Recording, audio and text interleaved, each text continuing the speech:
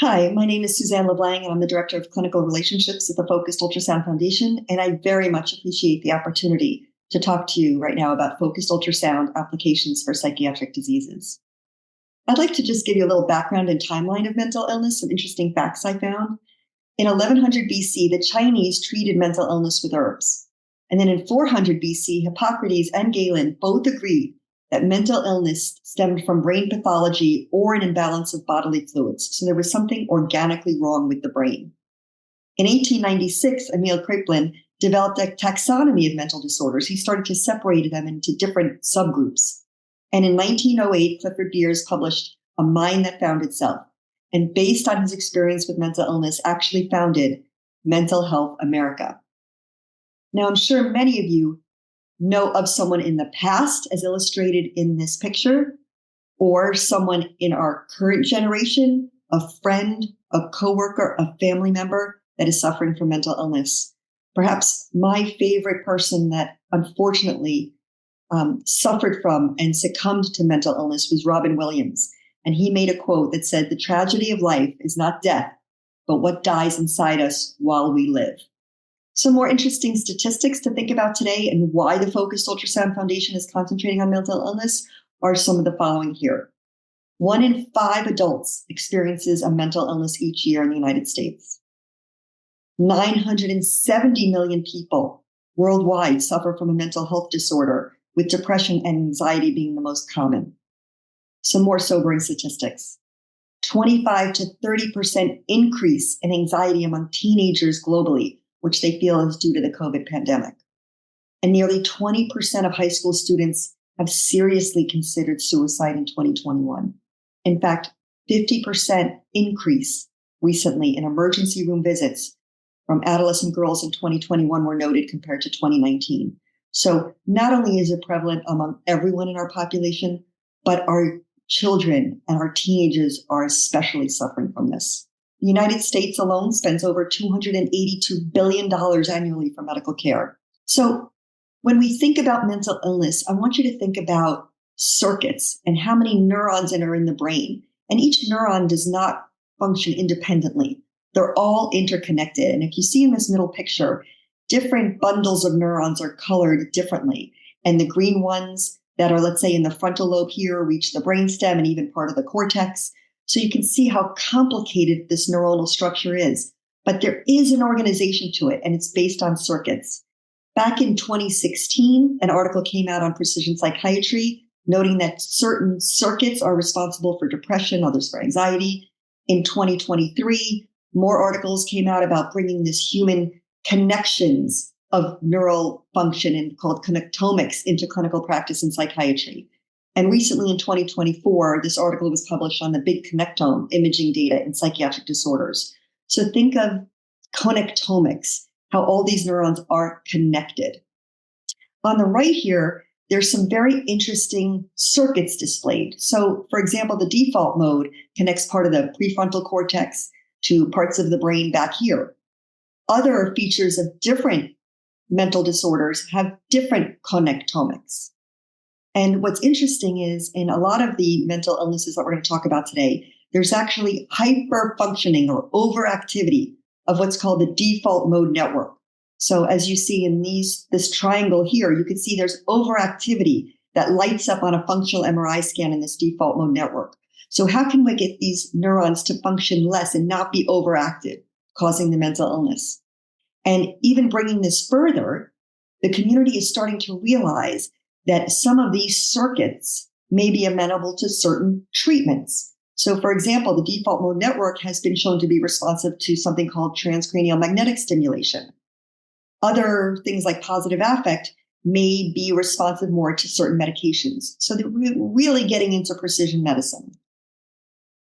So what are the current treatment options?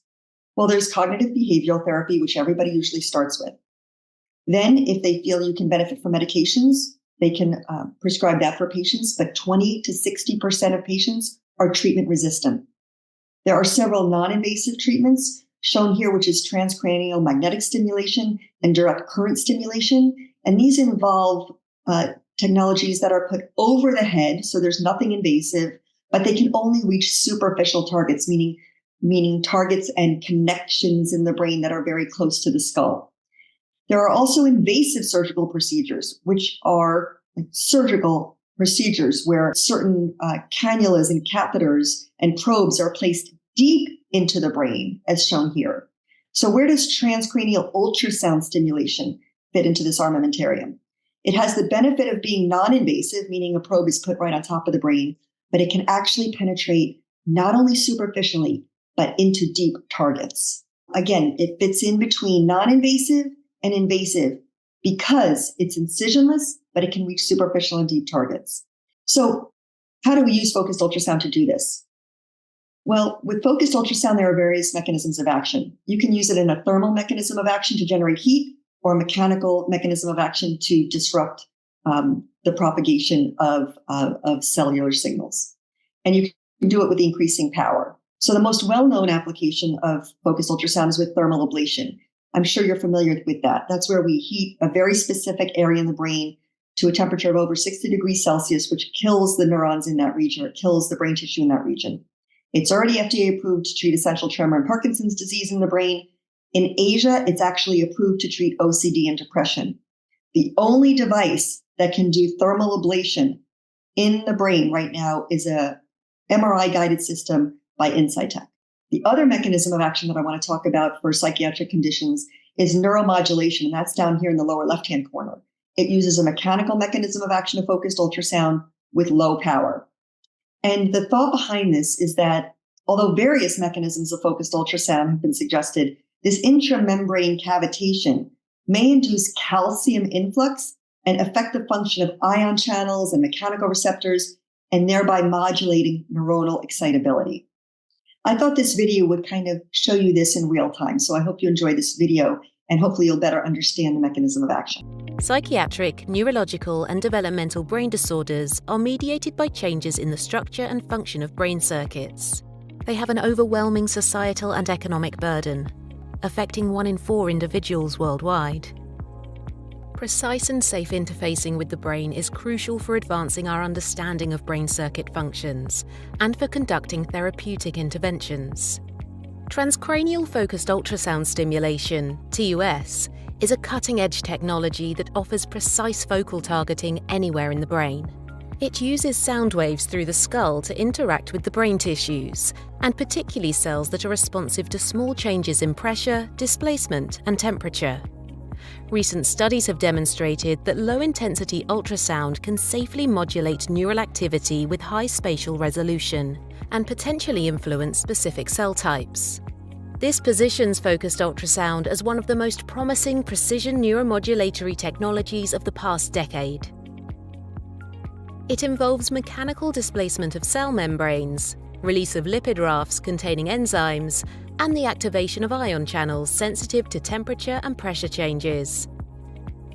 With repeated exposure, TUS can induce neuroplasticity, altering neuronal excitability, especially in brain circuits closely linked to various disorders.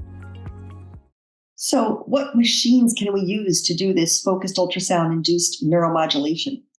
It turns out there are 3 different categories of neuromodulation machines. Some of them can be done within the MRI scanner, which offers the advantage of being able to see the target and direct the focused ultrasound beam directly to the target. And those are the Brain Sonics device and the Psychiatric device. The majority of the machines actually use neuronavigation with a previously performed MRI scan, and then the patient can sit in the clinic or an office and have the focused ultrasound procedure.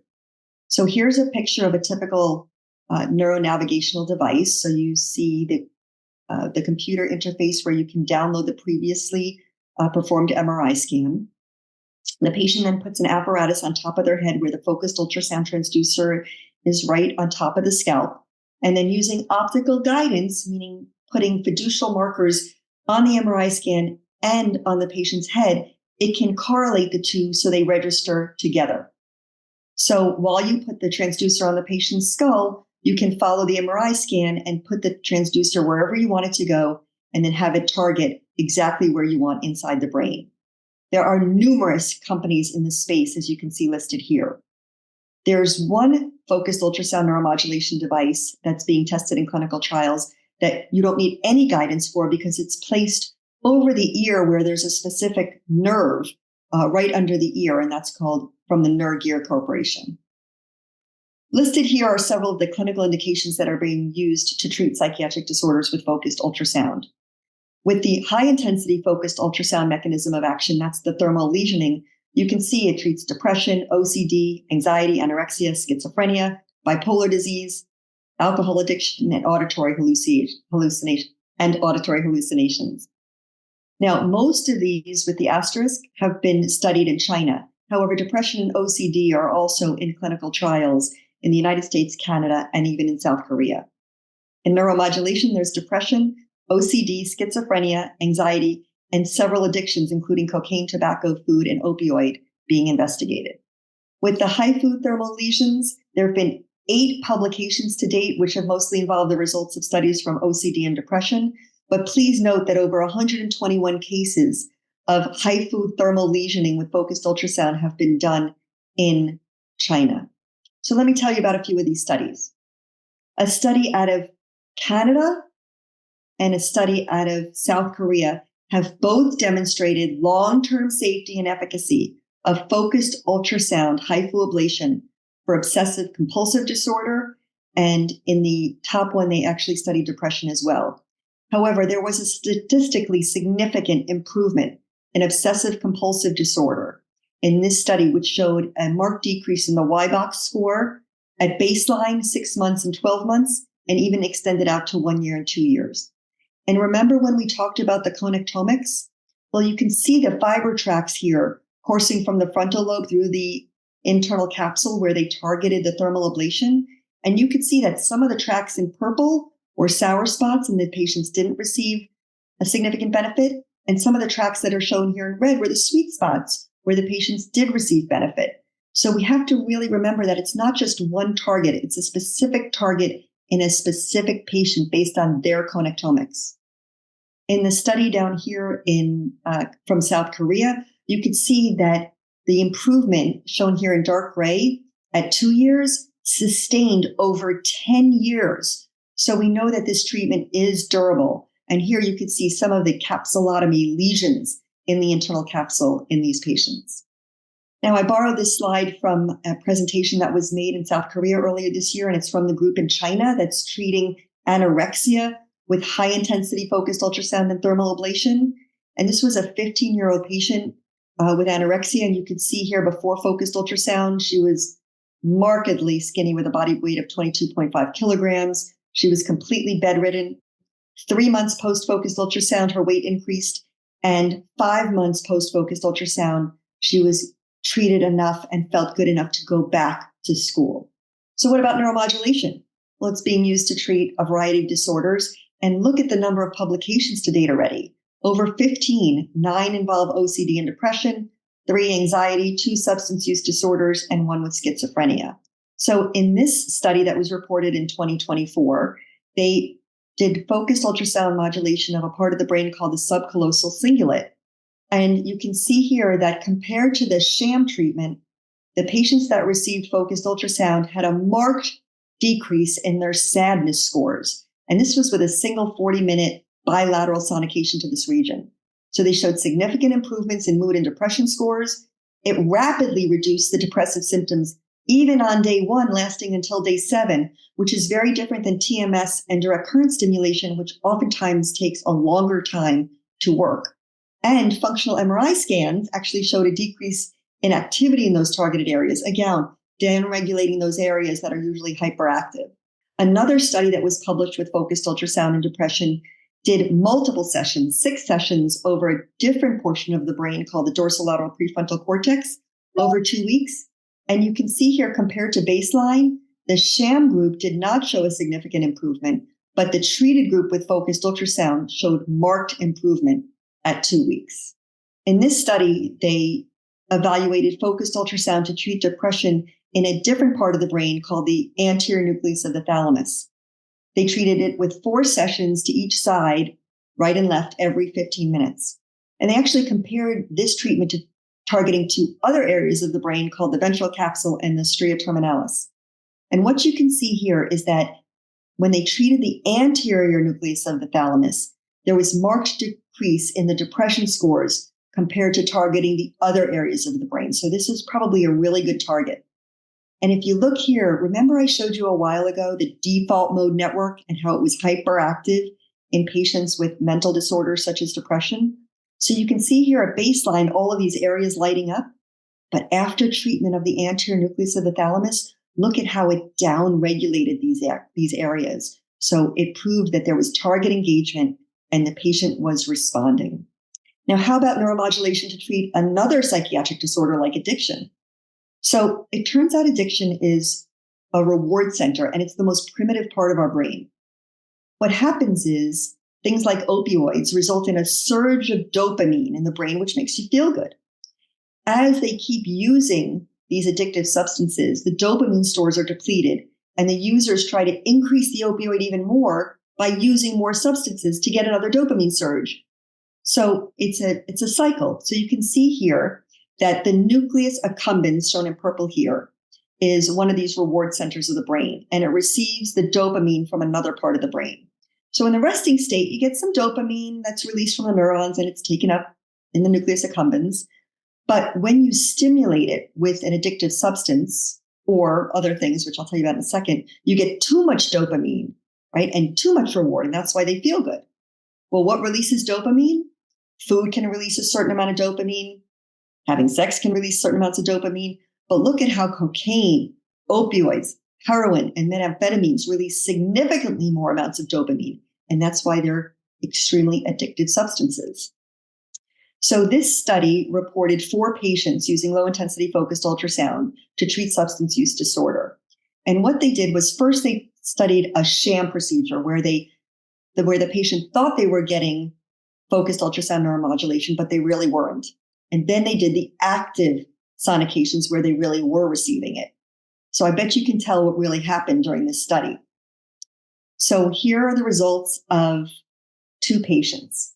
And this was the results after just 10 minutes. When they were given visual cues to see if the patient said they were still wanting to use the substance, you can see that after the sham procedure, their need to want to use that substance didn't really change. But after doing focused ultrasound neuromodulation to the nucleus accumbens, look at how that surge decreased, that need to use it decreased.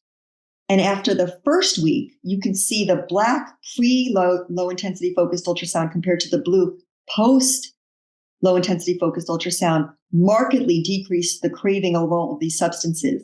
And what's really fascinating is that in the red, even at day 90, and you can see here how low it is in this graph, the addictive behaviors markedly decreased even up to 90 days, even after that one treatment. I'm happy to share with you this chart that shows clinical trials in the space of neuromodulation. And as you can see, there are 8 clinical indications listed here: depression, schizophrenia, anxiety, OCD, addiction, autism spectrum disorder, post-traumatic stress disorder, and attention deficit hyperactivity disorder, all being used in clinical trials studying focused ultrasound neuromodulation. There are 36 clinical trials in total right now and over 11 companies in this space. So it's very active. So thank you for listening. I hope you enjoyed this overview of focused ultrasound for psychiatric disorders. We went over the different mechanisms of action, which can be thermal lesioning with high intensity focused ultrasound and neuromodulation with low intensity focused ultrasound. There's a lot of activity in this space. There are over 11 companies in this space, and you can use it inside an MRI scanner with neuronavigation or no image guidance at all. There's 23 clinical publications to date, over 36 clinical trials with neuromodulation alone, and future applications alone can help with delivering precision medicine to each patient to their own sweet spot, creating wearables and closed loop systems. And we're happy to report that the FUS Pulse Symposium in 2024 was such a huge success that along with our scientific advisory board in psychiatry, we are already planning FUS Pulse Symposium 2.0 in 2026. So stay tuned. And I'm happy to answer any questions.